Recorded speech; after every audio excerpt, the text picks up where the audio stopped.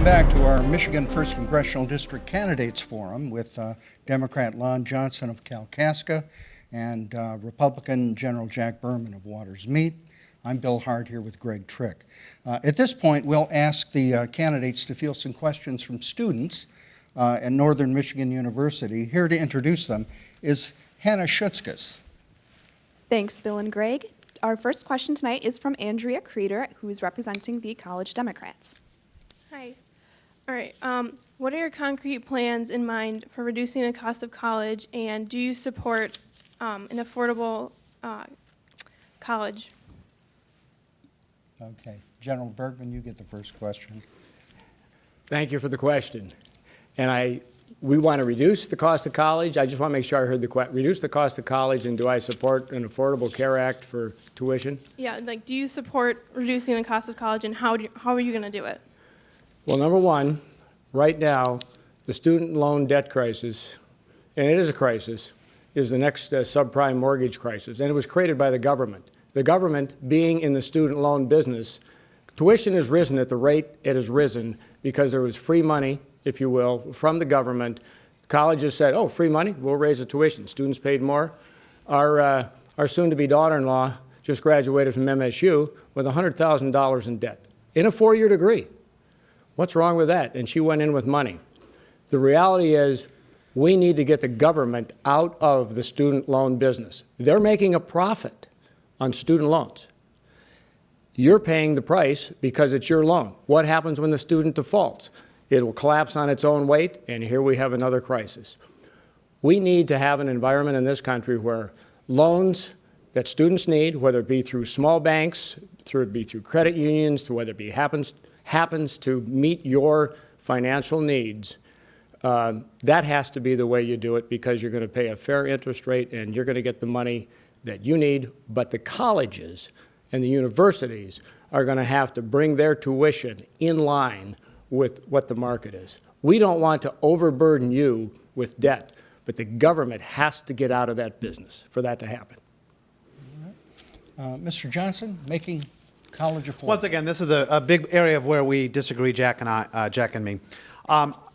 You know, I know he doesn't like the word Wall Street, so I'll use corporate America. Jack Bergman worked for a company called EDMC, a for-profit university system that is now basically penniless. And they were fined millions of dollars by the Department of Justice for defrauding veterans and other students.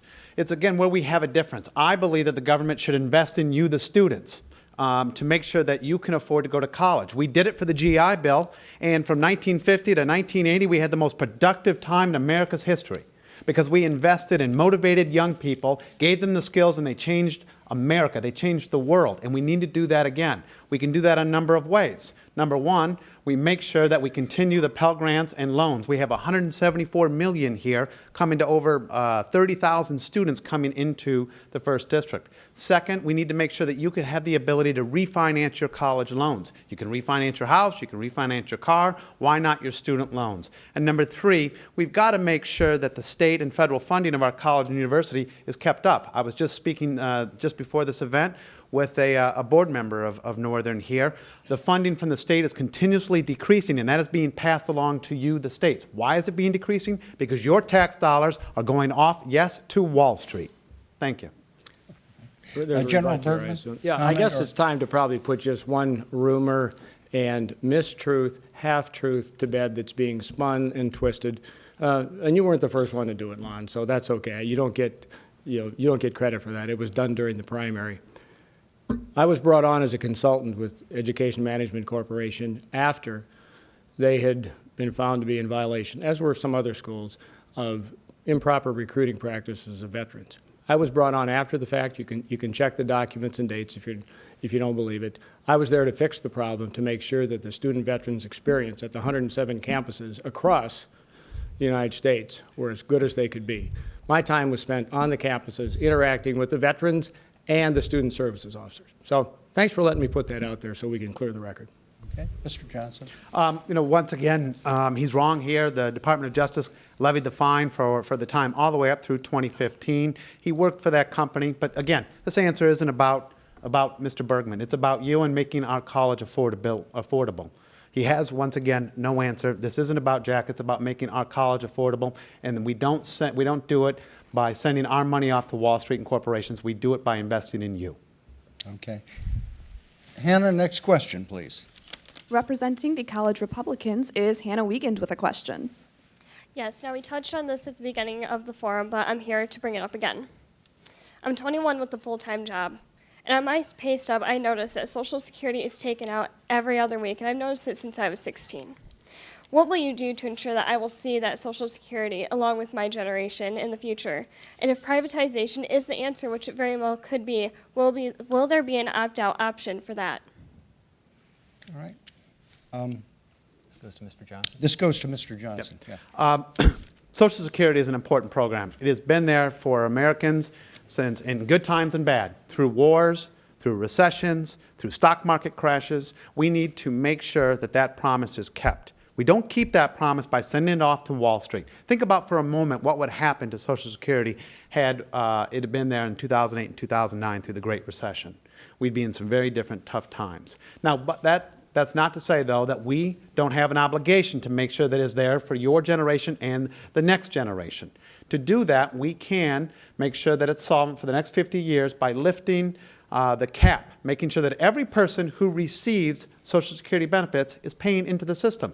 Currently, somebody making $250,000 a year does not pay into Social Security after the $118,000 threshold. We need to make sure that everyone who's receiving benefits is paying into it to make sure it's fair, make sure that it's being protected and solvent. In fact, my opponent even said that in Hancock, that he supported lifting the cap off, but still wants to send it to Wall Street. Why? Because there are millions and billions of dollars in fees at stake here for stockbrokers and for banks. I disagree with that approach. We need to make sure it's solvent and make sure that that promise is kept and not sent to Wall Street. Thank you. Okay. General Bergman, Okay. preserving Social Security. Yeah, I'm going to give up trying to get the Wall Street out of Lon's vocabulary because I guess it's just stuck there. The tape must be going around. The point is, how many people in this room, I'm sure there are a few, have a defined benefit pension? How many people in this room have a defined contribution plan, your 401k? How many people have paid into Social Security? I'm sure quite a few of you. The point is, if you're of a certain age, your Social Security benefits are not going to be touched. You've paid into it, you deserve it, you've earned it. Now the question is, what do we do for the young college students and those still even in high school or just born? We need to ensure that Social Security is reformed so that those who invested in it, the individuals who paid in it, have a range of investment choices that are theirs to choose, to maintain the risk appropriate that they want to for their age. Younger people tend to take more risk. Older people tend to be more conservative. Wouldn't it be great if today we could get like a 4% passbook savings rate? How many people would jump into that? We need to get the government together, the Congress, to reform the Social Security system so that it's going to be there for our grandchildren. Again, my opening comments were, I'm running because I'm concerned about what our grandchildren are being left in this world. Mr. Johnson, comment or rebuttal, please. Once again, we're seeing where a big difference between Jack Bergman and me. Jack wants to take what you've paid into, what you've worked a lifetime for to earn, and wants to take it and send it off to Wall Street and allow a middleman to profit. I believe that privatization won't work. I believe that we have an obligation to make sure that Social Security remains solvent. There is a path to that. We can make sure that it's good for extend its life by 50 years by lifting that cap and making sure that those who receive benefits are paying into it. But again, it's a big difference between Jack Bergman and I. I don't believe in sending it off to Wall Street. Do I get one rebuttal on that? Yes, General Good, Bergman. because I've had a 401k for, 25, 30 years. Mine has done very well because I managed my investments. I controlled it. I put the money into it myself, and I watched it, and I moved it around, and we're okay. We're okay. But every one of us has to take personal responsibility for all of our lives, including our financial responsibility to ourselves and to our families. If you expect someone else to make your decisions for you, you're going to have to live with those decisions. Quite honestly, I don't want the government to make decisions for me. I like to make my own, and I know you do too. All right, and that'll wrap up our student questions. Moving on to the next question. The UP has a large number of retired veterans. What problems have you identified that are unique to veterans in our area, and how would you address them? And this question goes to General Bergman. Well, again, thank you for asking the question on veterans, because, you know, Michigan as a state has a larger percentage of veterans than other states. The first district has almost double the percentage of veterans as other districts within the state. We are spread out. Some of the issues that we have with veterans health care, the Veterans Choice Program, which is a start that was rolled out, but it has not, the outcomes have not been tracked. The veteran now takes their choice card, goes to their local provider, gets the treatment. What can possibly go wrong with that? Well, how about the provider doesn't get paid and the veteran gets the bill? So we've got some serious issues to deal with in veterans health care in this system, in this district. Our veterans deserve every benefit they get because they earned it. I'm the veteran on the stage who's going to fight, and I mean fight, with anyone who does anything that's going to take our veterans down in any way, shape, or form. Because in the military, we learn. You fight for the veteran on your right and the fight for the veteran on your left because they fight for you. That's what we do. All right, Mr. Johnson, problems that are unique to veterans up here and how you would address them. I was in Iraq in 2005 as a civilian. I saw firsthand the sacrifices made by our men and women in uniform. I won't need to be reminded what we owe them. We owe them the best that we can to transition into civilian service. We owe them to make sure that the 12 veteran VA facilities in the 1st District remain open and remain functioning. That means 3 specific things. 1, we need to increase post-traumatic stress disorder funding. We're losing too many of our veterans to suicide now. That needs to happen now.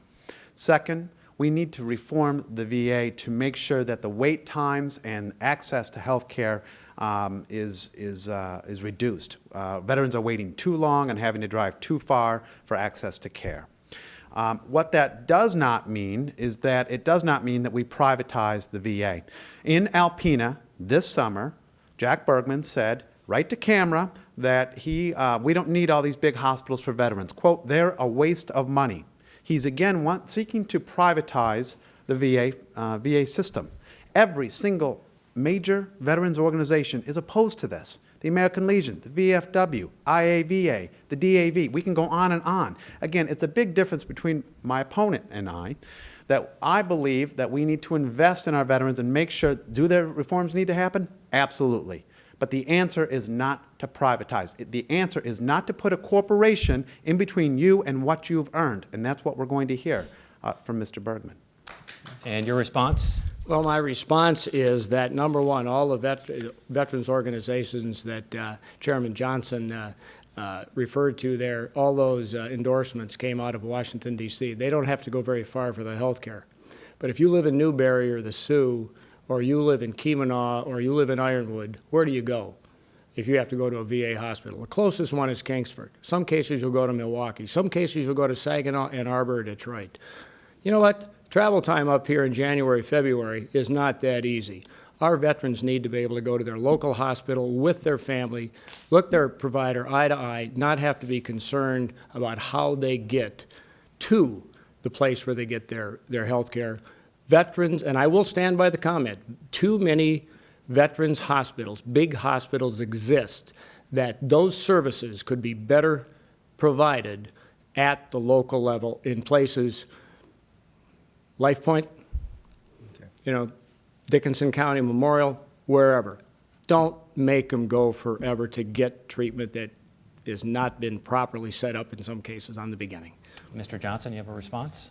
You know, January drive times and Waters Meet, you know, you said that you were in, you spend your Januaries on the bayou fishing.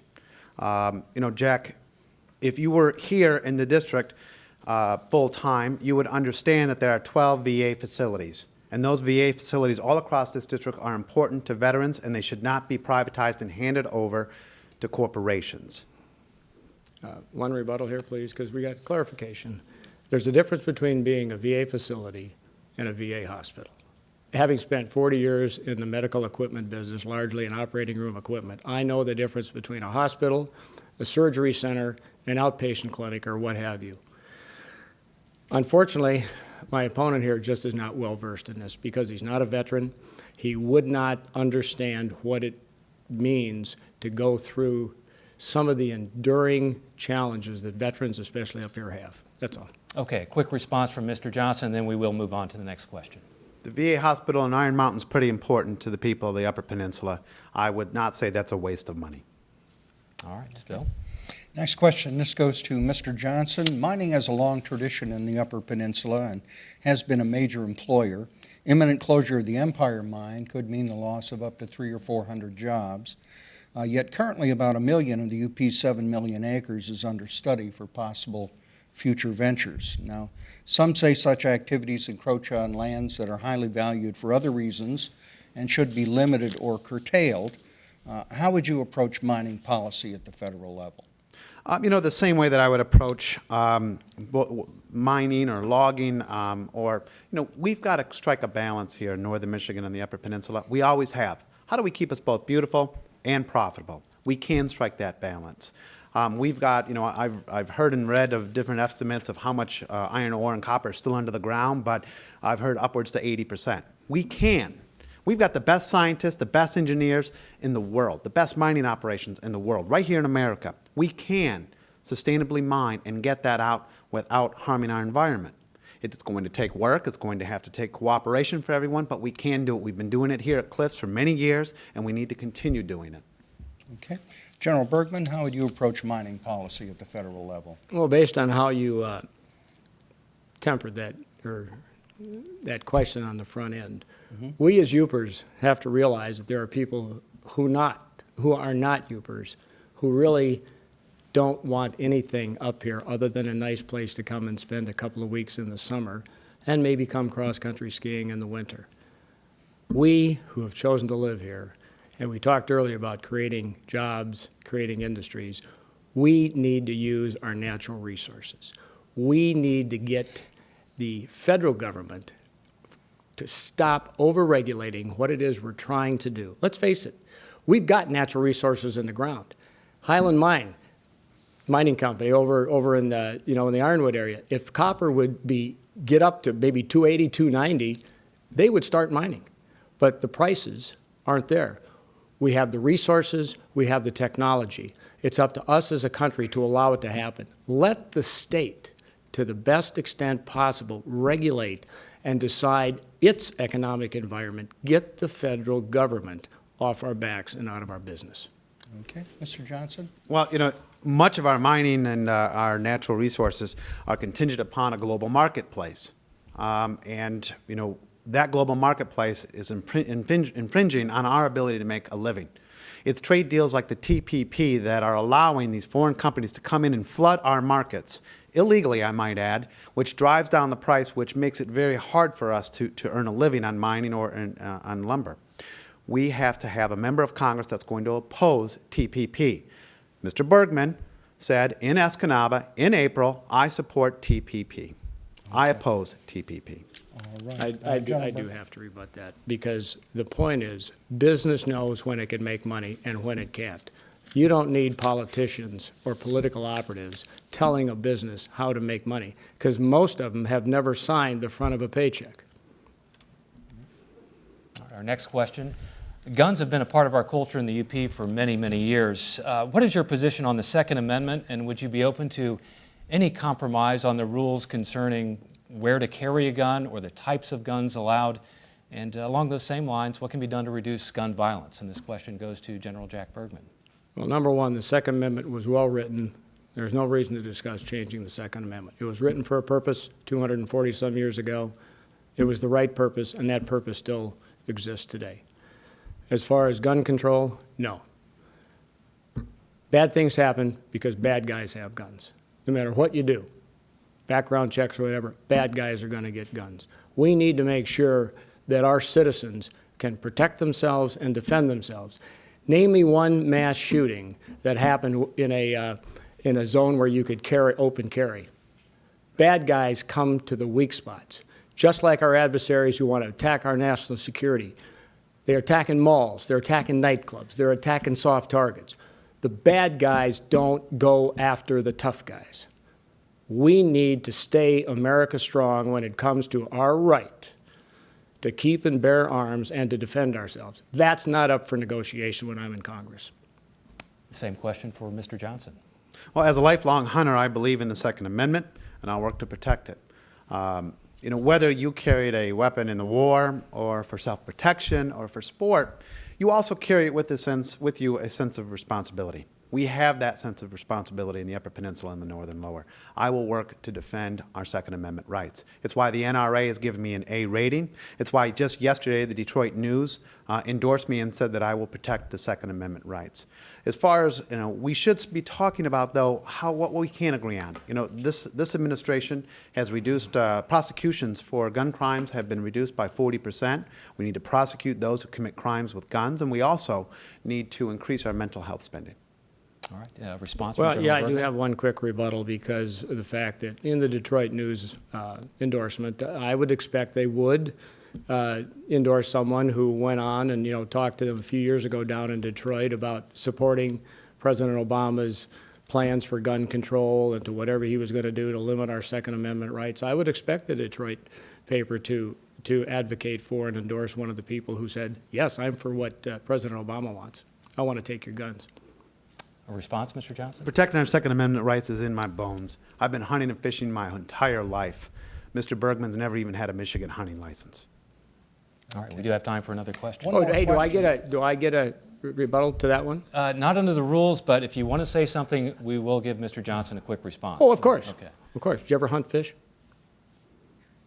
Did you ever hunt fish? Did you ever stalk fish? Yeah. Okay, that's hunting. Check my fishing license record. Okay. The, All right. I have no reply to that. The man's never had a Michigan hunting license. He calls himself a snowbird. I'll leave it at that. Okay, we'll move on. A question that comes up in regard to this is not so much about people's right to bear arms, but what agreement should we be seeking in taking measures to actually reduce gun violence? It seems like the polarity has kept us from making good decisions about that. What do you think? You know, I think we need to start talking about what we can agree on. There's a lot of divisions out there. But let's talk about what we can agree on. We need to put away people who commit crimes with guns. This administration, we've seen prosecutions, federal prosecutions down 40% on gun crimes. We need to make sure that our Department of Justice has the funding, the FBI and ATF has the funding to go after those who commit crimes. We just had the Chicago shooting. This man, it was his second felony with a weapon. That's ridiculous. We need to put these folks away who commit felonies with firearms. Prosecute them and throw away these keys. When you commit a crime with a gun, you have stepped to society's threshold there that's inexcusable. Second, we need to also fund our mental health mental health. We've been reducing and reducing and reducing our mental health down to basically nothing, to the point that many of our families that have are worried. They go to bed every night worried about what their family members are going to, where they're sleeping tonight, what kind of episode they may have, and will that episode become violent? We need to address mental health funding. All right. General Bergman, what agreement should we be seeking in taking measures to reduce gun violence? Well, there's two parts of that question I believe that are essential. Number one, I've been a responsible gun owner since I was 11. I still have my first Marlin 22 bolt action that was my Christmas present. My dad taught me how to shoot it. But before he taught me how to shoot it, he taught me how to clean it. He taught me how to strip it. He taught me how to handle it. He taught me how to make sure that I didn't just kind of sling it over my shoulder in a haphazard manner and maybe shoot the guy behind me who didn't know that I didn't know how to use a gun. So responsible training, responsible gun ownership leads to good decisions and respect. Now, when you have a breakdown, which we do in this country, of the nuclear family, it's a change. Someone has to take responsibility for the training for young boys and girls to know the difference between right and wrong. I'm the proud father of a career pediatric nurse practitioner and a career educator, both of them who are very strong and were not in agreement with their father on what we should do about guns. But guess what? Now, they are very involved as their 14-year-olds are in 9th grade with the understanding that to respect something, to utilize it, and they have taught their children to be good, responsible people. That's how we handle it to start with. Okay. Mr. Johnson, care to rebut or comment? When you get a Michigan hunting license, one of the first things when you're in 8th grade, you go in there, you get you have to take a hunter safety certificate, a course. I believe that the right way to approach this is not to limit our Second Amendment rights. We need to approach on areas that we can agree on. That's increased prosecutions for gun crimes and making sure that mental health funding is there. Okay. Care to comment? All right, well, that's all the time we have for questions. We're going to move on now to our closing remarks, and we begin with you, Mr. Johnson. Thank you, and thank you tonight for being with us this evening. We heard many differences between Jack Bergman and me. On the issue of protecting what you've worked a lifetime to earn, your Social Security, your Medicare, your veterans benefits. Jack's answer is continuously to send it off to corporations, put a middleman in there, and so that they can make money off what you've already earned. That's wrong. I don't agree with it. On the issue of creating an Upper Peninsula where our families can stay and succeed, Jack's answer is continuously send our tax dollars off to Wall Street in the false hopes that it'll come back here and create jobs. That doesn't work. I believe investing in us. We need to invest in ourselves to bring high-speed internet and mobile cell phone service here, a new pipeline, a new Sioux Lock. These are ideas that will take a member of Congress 5, 10, and 15 years to go out there with a vision to create and bring back the dollars. I will be that kind of member of Congress for you. I'm asking for your vote on November 8th. Thank you. All right, and General Bergman. Well, again, it's been great to be with all of you today and with the viewers out there. Hopefully this has been informative and maybe exciting, but definitely informative. We have a serious challenge here. November the 8th, we got to make some tough decisions on who we vote for. In this case, I would suggest to you the choice is pretty clear. We can send a straight-talking Marine general who's been an airline captain, a small business owner, and worked in the private sector as well as the public sector for 40 years, and who has taken on complex tasks and succeeded in all. Or we can send a career political operative who has spent his entire adult career supporting and defending the Democratic Party. It's your choice. Do you want experience, outside experience in your leaders in Washington, D.C., or do you want somebody who's going there to just be part of the group to vote the way their particular party tells them? We need to get out the vote on November the 8th, and when you vote on November the 8th, well, I'd like you to vote for me.